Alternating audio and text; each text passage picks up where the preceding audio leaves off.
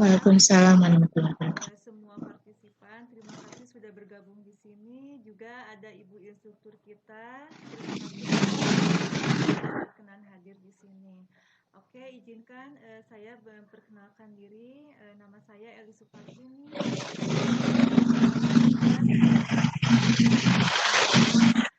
Dan juga ada rekan saya Bunda Lilis Mariani SPDMM. Beliau di sini bertugas sebagai moderator. Halo Bunda Lilis. Hai. Ya. Nah, juga di sini ada Bunda hebat kita. PD. Selamat datang Bunda. Yang nanti akan menyampaikan materinya ya. Untuk terima kasih. Ibu moderator nanti untuk lebih jelasnya dan mungkin aturannya nanti boleh diulang lagi ya Bunda Lilis ya, harus seperti apa ya. di Rumpikon ini. Mangga Bunda Lilis. Oke, terima kasih untuk host di kesempatan. Bismillahirrahmanirrahim. Assalamualaikum warahmatullahi wabarakatuh. Waalaikumsalam. Bismillahirrahmanirrahim.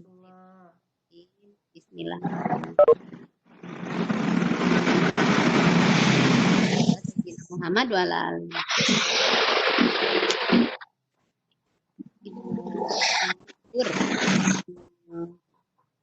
Saya hormati para partisipan. Kedua rekan saya sebagai presenter dan host yang saya sayangi teamwork ya. Nah, untuk itu mungkin pada kali ini kita akan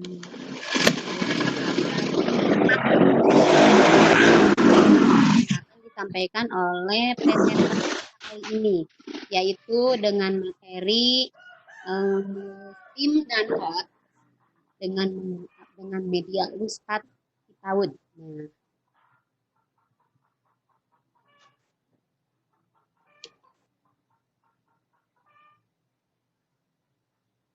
suaranya Bu Lilis, maaf suara. Sepertinya sinyalnya ya dari Bunda Lilis ya. Cek 1 2 3 ada? Ada sekarang. Dari tadi nggak kedengaran? Kedengar, cuman ini kayaknya ada. Sinyal, jadi istilah gitu. bahasa Jepangnya luplep. Luplep ya. Mohon maaf ya kalau sinyal itu di luar kuasa kita gitu. Itu mohon maaf. Nah, sekali lagi mungkin pada kesempatan kali ini Ibu Dr. Cici akan menyampaikan materi yang berjudul STEAM ya, yang berjudul STEAM dan Luspat dan HOT, STEAM dan HOT dengan media Luspat. Sekali lagi, kenapa ngambilnya kita PAUD? Karena orientasi kita emang ada ya. Sebagai sedikit aja CV mungkin sebagai presenter, saya perkenalkan. Ini adalah dari Kabupaten Bandung, Ibu Dr. Cici Watisike. Beliau adalah Kepala TK di TK Asmaul Husna, Kecamatan Rancaekek, Kabupaten Bandung.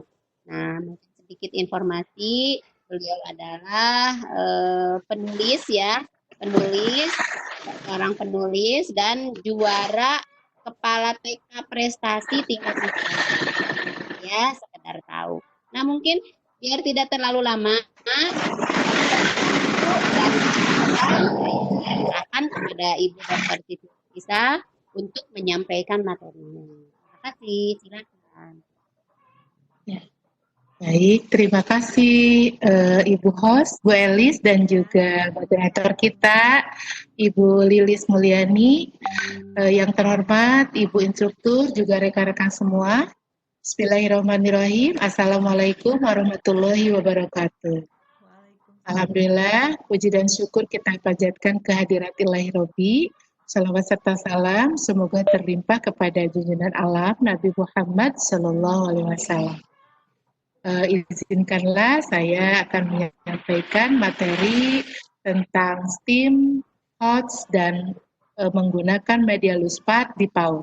Nah, tentu saja mungkin teman-teman ada yang sudah mendengar materi ini, tapi kita sharing pada kegiatan siang hari ini tentang STEAM, HOT, dan juga LUSPAD di PAUD. Baik, saya akan sampaikan materinya. Nah, pertama, yang saya paparkan terlebih dahulu adalah tentang STEAM. Yang mana STEAM itu terdiri dari 5 huruf, ya, yang mungkin sudah diketahui oleh semuanya. Ada sainsnya, ada teknologinya, ada engineering, art, dan juga matematik. Tapi sebelum saya menyampaikan tentang STEAM, HOT, dan LUSPAD, saya ingin sampaikan dulu bahwa yang sering digaungkan oleh Mas Menteri kita tentang Merdeka Belajar dan juga guru penggerak.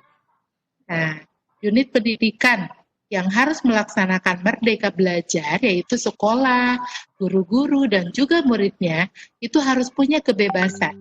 Kebebasan untuk apa? Kebebasan untuk berinovasi, kebebasan untuk belajar dengan mandiri dan juga kreatif. Bahwa anak-anak itu memang harus merdeka belajar. Dan guru penggerak itu siapa? Guru penggerak itu adalah guru yang melakukan berbagai macam inovasi dan inspiratif.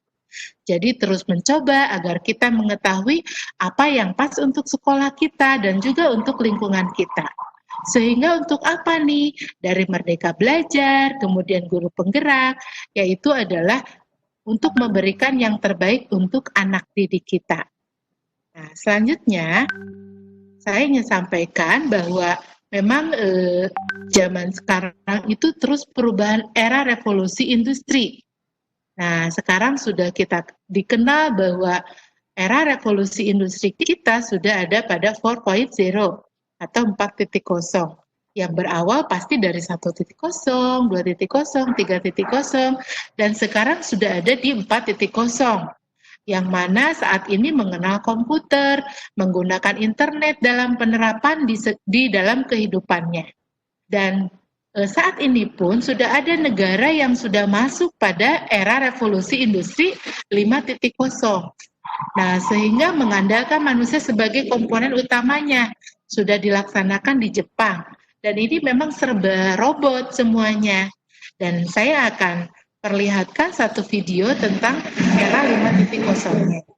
Nah, ya, bahwa semuanya sudah berbasis robot nih. Pemesanan barang gitu sudah dengan robot. Iya. Kemudian segala kebutuhan di rumah juga sudah menggunakan robot. Mau minum atau berkomunikasi, ya. Nah, seperti ini.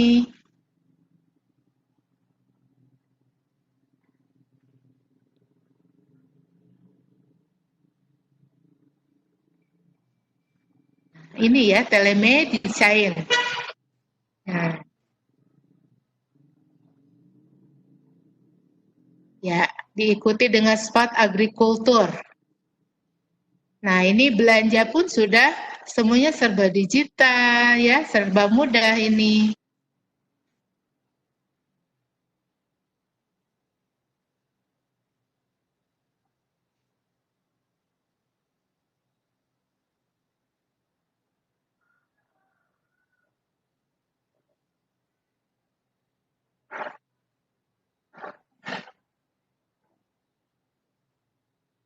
Nah, ini selamat datang di Society 5.0 dan ini sudah dilaksanakan di Jepang ya.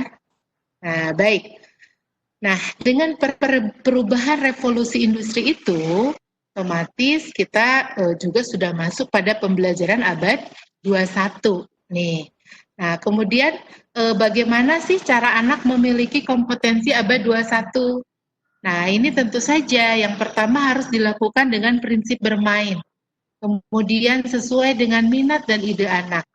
Kemudian sesuai dengan tahapan perkembangannya. Nah, dalam pembelajarannya, kita harus ingat bahwa bagaimana di PAUD itu selalu melaksanakan pembelajaran dengan prinsip bermain. Dan juga harus dilihat tugas perkembangan anak. Ada yang disebut dengan STPPA, Standar Tingkat Pencapaian Perkembangan Anak. Nah, ini memberikan dukungan dengan berbagai bentuk untuk mendapatkan pengetahuan. Selanjutnya, di sini untuk memiliki kompetensi abad 21 adalah mengembangkan potensi anak agar dapat berkomunikasi, berkolaborasi, berpikir kritis, dan bekerja sama. Nah, jadi ada 4 kompetensi di abad 21 ini yang harus dimiliki oleh anak. Yang pertama komunikasi, yang kedua kolaborasi, yang ketiga berpikir kritis, dan juga yang keempat adalah bekerja sama. Ini yang harus dimiliki oleh anak-anak kita. Nah, kemudian menstimulasi anak untuk senang belajar, termasuk dari berbagai bacaan. Bagaimana anak-anak mengembangkan literasinya, mengembangkan anak-anak suka dengan buku. Nah, ini ya yang harus ditanamkan sejak usia dini. Kemudian menanamkan nilai agama. Nah, bagaimana bahwa semua pembelajaran itu harus selalu diintegrasikan dengan nilai-nilai keagamaan. Siapa Tuhannya, siapa penciptanya, bagaimana bersyukur, dan seterusnya. Nah, kemudian karakter dan akhlak mulia melalui pembiasaan. Nah, nilai-nilai karakter ini harus selalu dimiliki oleh anak-anak kita. Misalnya nilai jujur, tanggung jawab, kreatif, dan juga misalnya anak-anak pun tidak mudah menyerah, sehingga terus melakukan kegiatannya. Selanjutnya apa sih yang harus dilakukan guru penggerak untuk melakukan berbagai macam inovasi dan inspirasi agar dapat memberikan hal yang terbaik untuk anak didik. Nah, dalam hal ini ada salah satu pendekatan pembelajaran, yaitu menggunakan pembelajaran STEAM education. Nah, tapi STEAM ini bukan pendekatan pembelajaran yang baru. Nah, ini sudah ada.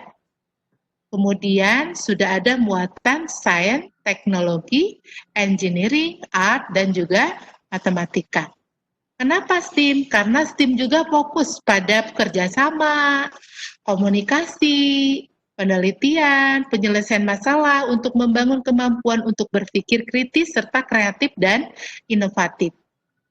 Kemudian hasilnya apa dari pendekatan pembelajaran STEAM itu? Hasilnya adalah diharapkan anak-anak dapat berpikir kreatif, berpikir kritis, berpikir komunikatif, dan juga berpikir kolaboratif. Nah, kemudian yang berikutnya, saya ingin menyampaikan bahwa apa yang sudah dibahas tadi misalnya, cara memperoleh keterampilan abad 21, tentu saja dengan pembelajaran yang menyenangkan. Pembelajaran setiap saat dimanapun. Kemudian ada interaksi dengan orang dewasa dan juga interaksi dengan anak yang lainnya. Nah, kemudian kita akan bahas satu persatu yang terkandung muatannya dalam STEAM. Yang pertama adalah sains. Sains ini terdiri dari 3. Ada sains fisik, sains makhluk hidup, dan juga sains bumi dan lingkungan. Apa sih sains fisik? Nah, sains fisik itu meliputi fisik dan juga bentuk. Ya, anak mengenal bentuk, berat, ukuran, warna, dan juga temperatur dari suatu benda. Eksplorasinya bagaimana? Nah, anak-anak akan mengeksplorasi bagaimana benda bergerak dan berubah. Misalnya es mencair, bola menggelinding. Nah, di sini akan terlihat asalnya misalnya ada es batu. Es batu itu benda padat, kemudian lama-lama menjadi mencair. Nah, ada perubahan di situ.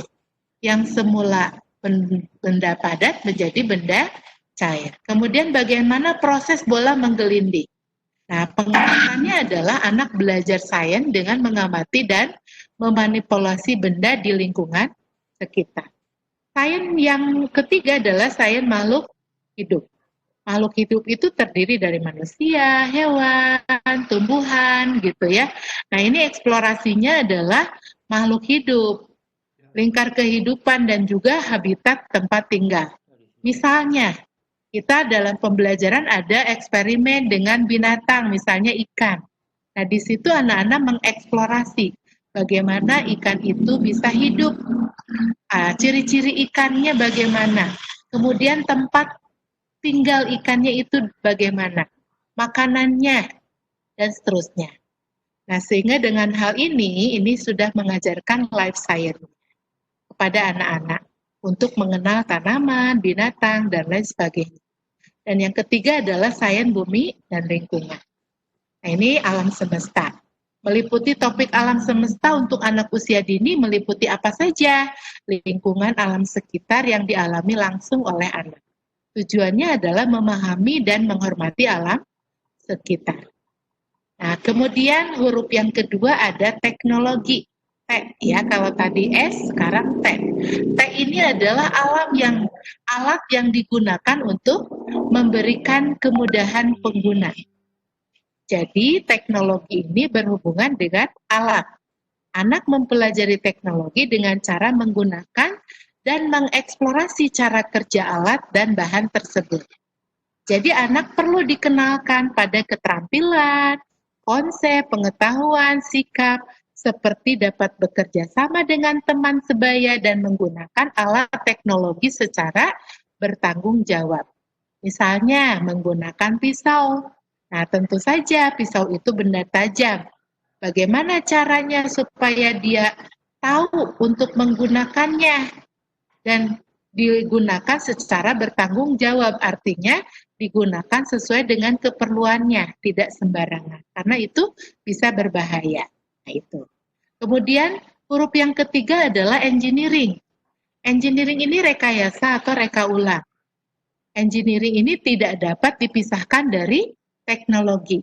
Jika teknologi itu alat untuk mempermudah dan membantu, nah maka engineering ini adalah bagaimana cara menggunakan alat tersebut. Nah, jadi memang dua hal ini antara teknologi dan engineering tidak bisa dipisahkan. Nah, jadi kalau alatnya itu teknologi, maka cara menggunakan alatnya itu adalah engineering-nya. Nah, kemudian yang ketiga adalah art atau seni. Seni merupakan kegiatan mengungkapkan perasaan atau ungkapan diri. Kemudian seni ini bagi anak adalah proses kegiatan perasaan yang mendasar bagi daya nalar dan perilakunya. Kegiatannya apa untuk seni ini? Nah, dalam pembelajaran STEAM, untuk pembelajarannya itu bisa dengan musik, dengan tarian, dengan gerak dan lagu, juga bisa dengan seni rupa, misalnya menggambar, bisa juga membentuk play-doh dan seterusnya, ya. Nah, kemudian huruf yang kelima adalah matematik. Untuk matematika ini membelajarkan matematika berdasarkan konsep matematika yang menarik dan menyenangkan. Sehingga menghindari anak-anak itu takut pada matematika sejak dini. Kemudian membantu anak belajar matematika secara alami melalui belajar. Kenapa alami? Karena dengan bermain STEAM, ya, pembelajaran STEAM, nanti mungkin menggunakan media Luspar, itu anak-anak langsung mengalami dan anak-anak pun langsung diajarkan untuk matematika secara alami. Kemudian ada kegiatan mencocokkan, mengelompokkan, seriasi, bilangan, pola, geometri, grafik, dan juga mengukur. Jadi kata kunci dari matematika ini adalah angka, pola, hubungan geometri, ruang, pengukuran, dan juga menurut. Nah, jadi seperti apa sih STEAM di PAUD itu? Nah, ini STEAM di PAUD ini adalah kegiatan yang menyenangkan, ya. Nah, jadi ketika pembelajaran STEAM ini tidak ada yang salah. Semuanya adalah jawaban yang benar. Ketika anak memainkan pembelajarannya, nanti akan bertanya pada guru, Bu Guru ini mainannya, oh iya betul, terus kamu mau buat apa lagi? Kamu mau buat apa lagi? Didukung dengan kalimat-kalimat provokator. Nah, kemudian lebih mementingkan proses daripada hasil akhir. Kemudian selain itu, guru sebagai fasilitator yang membantu anak berpikir lebih jauh lagi dan mampu memecahkan masalah. Nah, STEAM ini mendorong anak untuk membangun pengetahuan tentang dunia di sekelilingnya melalui pengamatan, pertanyaan, pengumpulan informasi, menalar, dan juga mengkomunikasi. Nah, perhatikan minat anak. Jadi guru perlu peka terhadap kebutuhan dan minat pada anak. Selain itu, guru perlu membangun rasa. Berkomunikasilah dengan metode komunikasi STEAM. Nah, jadi memang pembelajaran STEAM ini mengasihkan buat anak-anak usia dini. Nah, dalam STEAM ini kita dikenal ada 4E, ya. 4E STEAM Experience. Yang pertama adalah explore. Explore ini menjelajah, ya. Jadi mendorong anak untuk bertanya. Kemudian yang kedua adalah engage. Engage ini mengikut sertakan. Ciri pembelajaran yang membuat anak ini engage adalah kreatif, konsentrasi, energik, dan juga tekun. Terus ajak anak untuk terlibat dalam pengalaman belajar. Kaitkan minat anak dengan kompetensi dasar yang perlu dicapai. Selanjutnya ada extend, adalah memperluas. Tantanglah anak lebih lanjut, ajak untuk melakukan investigasi. Kemudian yang keempat, ini ada evaluate, adalah mengevaluasi. Jadi menyediakan waktu untuk refleksi. Jadi anak-anak ini harus merefleksi setelah kegiatan, baik anak ataupun guru, sehingga nanti ada berbagi pengalaman antara anak juga dengan anak lain dan guru dengan guru lain. Baik, selanjutnya kita lihat di sini ada pisang ya. Nah, ini asik ya kalau siang-siang makan pisang nih. Nah, pisang ini kita lihat seperti bentuk apa nih? Cantik bisa wajah ataupun apa. Nah, tapi dari ini ada apa nih? Ada STEAM tidak di dalam pisang ini gitu ya. Pengaplikasian STEAM melalui pisang ini. Nah, kita lihat STEAM pada sainsnya. Ada sainsnya di sini. Membuat pertanyaan. Bertanya akan pemahaman pengenalan anak terhadap karakteristik buah pisang. Jadi ditunjang dengan pertanyaan-pertanyaan terbuka juga. Misalnya, apa sih ciri-ciri pisang ini gitu. Kemudian warnanya apa? Nah, kemudian dilihat juga misalnya ada di sini mengajak anak-anak untuk memperhatikan pisang. Termasuk misalnya ada pisang utuh, ada pisang yang sudah dipotong, kemudian perbandingan besar mana, terus memprediksi, oh ini pisang ini lembek karena pisangnya sudah matang misalnya. Terus ada pisang yang masih keras, nah ini berarti pisangnya masih mentah gitu. Kemudian ada yang warnanya berbeda, nah itu juga bisa diprediksi oleh anak-anak. Ini adalah aplikasi STEAM pada sainsnya. Nah kemudian bagaimana aplikasi STEAM pada teknologi? Nah ini kita lihat di sini ada pisang yang utuh dan juga pisang yang sudah dipotong. Nah teknologi yang digunakan untuk memotong pisang ini adalah pisau. Nah, jadi alat teknologinya adalah pisau. Jadi menggunakan pisau. Nah, jadi anak-anak dalam hal ini menggunakan teknologi untuk memotong pisau. Kita memotong pisang dengan pisau, ya. Nah, selanjutnya engineering nih. Engineering ini adalah mengolah, ya, untuk pengolahan buah pisang menjadi makanan. Ketika misalnya tadi memotong dengan teknologinya pisau, maka engineeringnya adalah bagaimana cara memotong pisang ini supaya rapi, supaya bentuknya sama gitu, atau supaya ukurannya sama, nah, seperti ini. Atau misalnya ketika pisang ini akan dibuat selai, maka alat teknologinya apa selain pisau? Yaitu bisa dengan sendok. Yaitu caranya dengan cara mengerok pisang itu atau mengambil ya daging pisangnya dan seterusnya. Kemudian STEAM pada artnya, menghias makanan olahan buah pisang, menggambar nih melukis buah pisang. Kemudian bisa juga kalau di PAUD ada Play-Doh nih. Play-Doh dibuat atau mengkreasi, mencipta buah pisang. Di sini ya dengan Play-Doh. Kemudian menyanyi ya, menyanyi, menari dan seterusnya. Baik, kita lanjutkan. Nah, matematiknya nih. Nah, matematiknya pada pisang ini gitu. Kalau misalnya menggunakan pisang, mungkin ada beberapa pisang yang menjadi media pada kegiatannya. Nanti anak-anak bisa memilih dan memilah buah pisang ini, juga bisa mengelompokkan, bisa menghitung, bisa membandingkan mana pisang yang besar, mana pisang yang kecil, berapa jumlahnya, atau ketika misalnya ada market day, ataupun misalnya praktek untuk jual beli, di situ ada penjual dan pembeli. Bertanya berapa pisang ini dan seterusnya. Itu ada unsur matematikanya. Nah, itu tentang STEAM-nya ya. Dan yang kedua, saya akan bahas tentang HOTS. HOTS di PAUD ya. Nah, HOTS itu kemampuan berpikir kritis, logis, reflektif, metakognitif, dan juga berpikir kreatif. Yang merupakan kemampuan berpikir tingkat tinggi. Nah, mengapa HOTS harus sejak usia dini?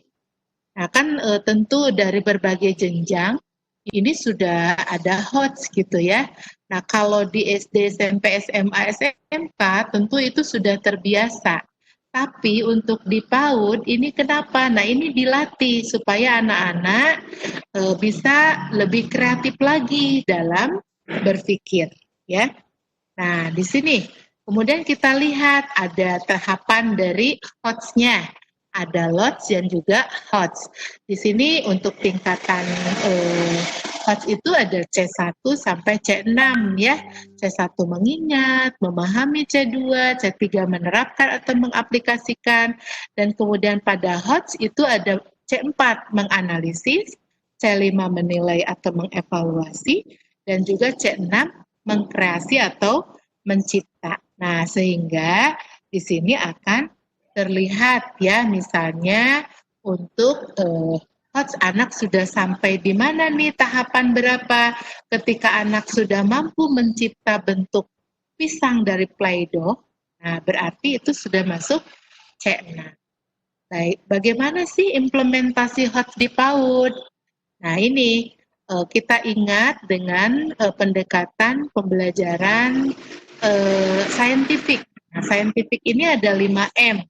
M pertama mengamati, M kedua menanya, M ketiga mengumpulkan informasi, M keempat itu adalah asosiasi, ya, mengasosiasi, dan M kelima adalah mengkomunikasikan. Nah, tentu saja untuk menunjang kemampuan HOTS ini anak-anak harus mengamati. Nah, dilakukannya dengan melihat, mendengar, meraba, menghirup, mengecap. Kemudian anak membutuhkan waktu dan kesempatan berinteraksi dengan berbagai alat dan bahan. Jadi semakin optimal indera yang digunakan, maka semakin banyak informasi yang diterima dan disimpan otak anak. Nah, kemudian pengulangan diperlukan untuk menguatkan persambungan antar sel. Jadi memang dalam hal ini, ketika kita ingin HOTS anak-anak itu berkembang, maka dibutuhkan di sini media yang harus dianalisa atau diamati oleh anak-anak. Nah, misalnya kemudian dukungannya nih, ketika media sudah disiapkan, misalnya pisang, ya ada macam-macam pisang, kemudian anak-anak dibawa nih ke kebun pisang, maka munculkan pertanyaan-pertanyaan terbuka pada anak-anak. Misalnya, teman-teman, apa perbedaan pohon pisang ini dengan pohon yang lain ya? Terus apa perbedaan pisang yang berwarna kuning dan hijau ya? Dari tekstur, aromanya, ya. Iya, Bu. Kita punya waktu 10 menit lagi. Silakan. Siap, Bu. Iya, oke. Terima kasih. Nah, sehingga dari hal ini anak-anak juga bisa mengemukakan jawabannya yang bebas, ya. Itu untuk HOTS-nya. Menanya, selain menanya juga mengumpulkan informasi. Nah, pada menanya, ini anak akan menanya dengan bahasa verbal, gestur, dan juga ekspresi wajah. Nah, jadi ini anak bertanya dengan ini. Jadi simulasi dengan pertanyaan terbuka seperti tadi. Misalnya, menurutmu apa yang menyebabkan air ini manis? Mengapa burung bisa terbang? Dan seterusnya. Nah, itu untuk HOTS-nya ya. Jadi memang di PAUD harus dikembangkan HOTS-nya, termasuk mengumpulkan informasi misalnya ya, mengasosiasi dan juga di sini ada mengomunikasikan. Nah, dalam asosiasi ini ada 3 ya, ada 3 tahapan asosiasi, yaitu membandingkan, mengelompokkan, juga pengukuran. Adapun pada mengomunikasikan ini tentu saja untuk ini bisa dilakukan dengan berbagai kegiatan, misalnya dengan gambar atau hasil karya yang sudah anak-anak buat atau cerita yang disampaikan kepada teman-temannya gitu. Itu untuk M5-nya. Ya, 5M-nya. Nah, kemudian kemampuan pendidik memahami keunikan setiap anak itu sangat berperan. Jadi memang guru atau pendidik itu harus memahami keunikan setiap anak ya. Baik, ini dukungan guru agar memiliki kemampuan HOTS. Nah, jadi harus menuntun anak untuk memunculkan hasrat main. Nah, kan kalau di PAUD itu tidak semuanya anak senang bermain ternyata. Ada juga yang dia hanya senang bermain sendiri. Nah, di sini harus mendorong anak secara fisik untuk bermain, mengarahkan permainan dengan teman lain. Karena memang ternyata di PAUD pun masih ada anak yang harus dibujuk untuk bermain. Diarahkan supaya anak-anaknya mau bermain dengan temannya. Nah, itu jadi memang tantangan saat ini anak-anak itu ketika dia itu tidak suka bermain dengan teman lainnya. Padahal untuk kerjasama dan kolaborasi itu harus dipupuk sejak usia dini. Nah, yang ketiga adalah saya akan sampaikan tentang LUSPAT. Nah, bagaimana LUSPAT ini? Nah, ini teori LUSPAT ini dikembangkan oleh seorang arsitek namanya Simon Nicholson tahun 1970-an. Jadi LUSPAT ini di lingkungan kita jauh lebih kreatif dan bersifat terbuka. Kemudian LUSPAT ini adalah APE di sekitar kita berupa bahan-bahan lepasan, terbuka, ini bisa disatukan, bisa terpisah, disatukan kembali, dibawa, digabungkan, dijajarkan juga bisa, dipindahkan juga bisa, digunakan sendiri atau digabungkan. Jadi LUSPAT ini memang macam-macam APE yang bisa mau dilepaskan karena lepasan nih, bisa sendiri atau digabungkan atau disatukan dengan bahan-bahan lainnya. Bisa dari bahan alam ataupun dari sintetis. Nah, selanjutnya saya sampaikan bahwa LUSPAT ini ada 6 komponen. Komponen 1 dari bahan alam seperti batu, tanah, pasir, dan sebagainya ya. Kemudian yang kedua dari ini bahan plastik seperti sedotan, botol plastik, tutup botol, seperti ini ya, ada tutup botol. Jadi tutup botol dikumpulkan nih, ini bisa untuk pembelajaran untuk anak gitu ya. Ada juga manik-manik gitu seperti itu. Kemudian apalagi dari logam, ada kaleng, uang koin, perkakas dapur, ini bisa digunakan dan sebagainya ya, termasuk sendok, garpu gitu, baut, mur, paku itu bisa digunakan juga. Kemudian yang keempat, ini dari kain dan benang. Misalnya kapas, nih kapas ya. Kemudian kain perca, tali, pita, karet. Kemudian dari apa lagi? Dari kaca dan keramik. Ini bisa ya, botol kaca, gelas kaca, dan sebagainya. Kemudian yang keenam, dari bekas kemasan. Nah, ini yang paling banyak juga di sekitar kita. Ini bisa dimanfaatkan ya dari barang bekas nih, kardus, gulungan tisu, gulungan benang, bungkus makanan. Ini banyak sekali yang bisa kita manfaatkan untuk media di lembaga PAUD gitu. Nah, karena apa, ini mengandung multisensori sehingga anak-anak kan langsung merasakan langsung ada keras, lunak, berat, ringan, ada padat, berongga, kasar, halus, besar, kecil, dan seterusnya ya untuk multisensorinya. Nah, ini LUSPAT ini diberikan kepada anak usia dini ini kenapa? Karena memang LUSPAT ini kaya dengan nutrisi sensorial. Jadi sensori motornya di sini sensorial terasa langsung oleh anak-anak, dapat digunakan oleh anak sesuai pilihan anak. Jadi mau bermain apa nih? dapat diadaptasi dan dimanipulasi dalam banyak kegiatan. Terus mendorong kreativitas dan imajinasi. Wah, di sini juga mengembangkan lebih banyak keterampilan dan kompetensi dibandingkan mainan jadi buatan pabrik.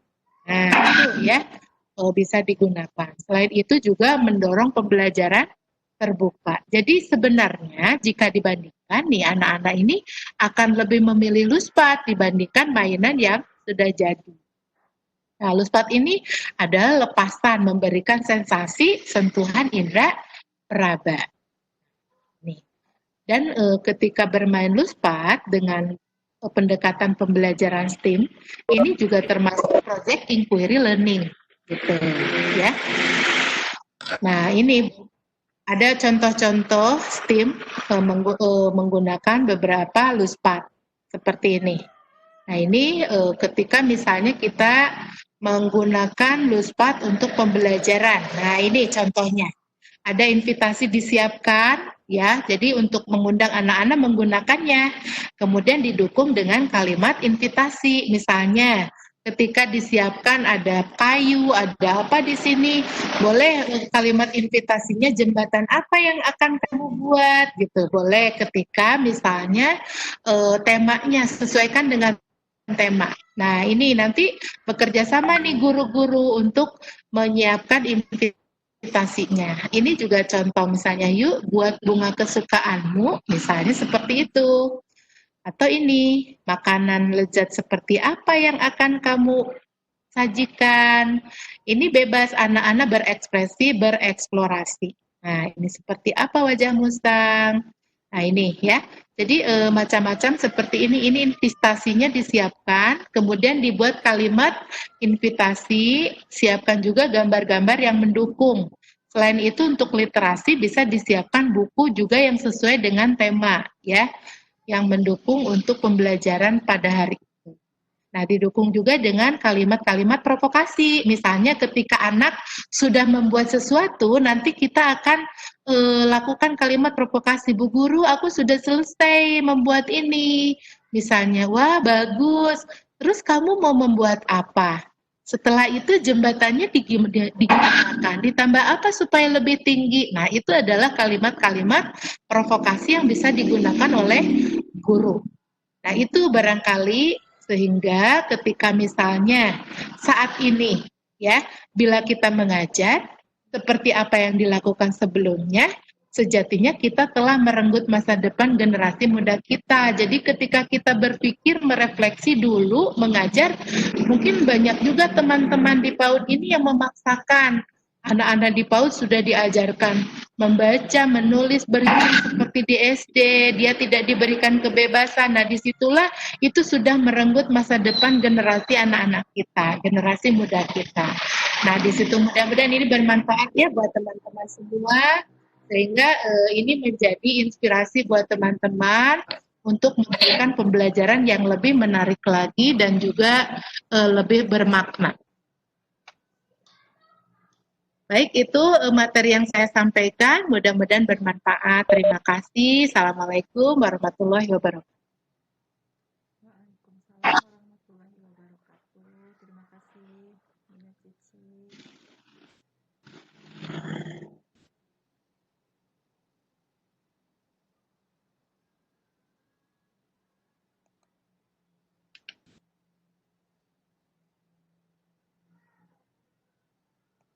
Halo.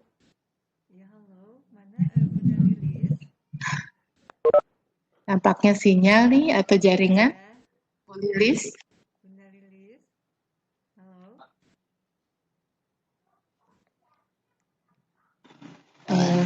Salam. Ya, alhamdulillah.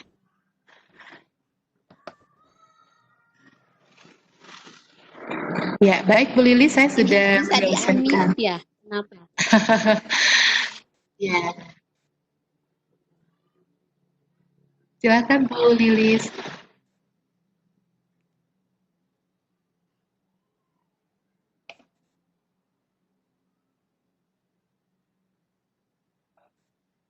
Ya, Bunda Lilis, apakah masih ada waktu buat sesi tanya jawab atau gimana? Mangga.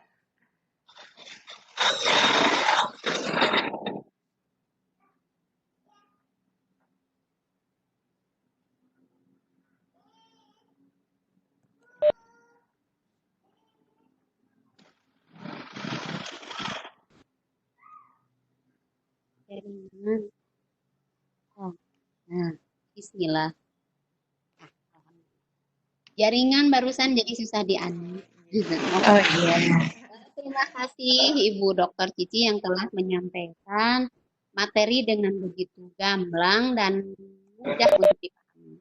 Nah, sebelum kita lanjut lagi, mungkin ada yang mau bertanya nih dari teman-teman. Itu belum ada ya? Oh, ada nih katanya, tapi bukan bertanya. Ini assalamualaikum. Materinya bagus, terima kasih ilmunya. Jadi clear katanya. Gitu Bunda Cici. Nah, mungkin kalau ada yang mau bertanya, silahkan langsung aja di-unmute akunnya. Langsung di-unmute. Karena partisipan tidak terlalu banyak, nggak usah lewat chat juga ya. Langsung saja. Silahkan, karena di sini belum ada yang angkat tangan juga. Kalau ada yang mau bertanya, silahkan di-unmute. Ada nggak?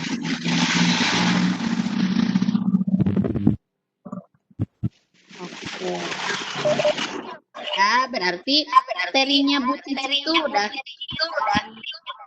oke banget ya, udah bisa dipahami sama itu. Mungkin disimpulkan saja ya.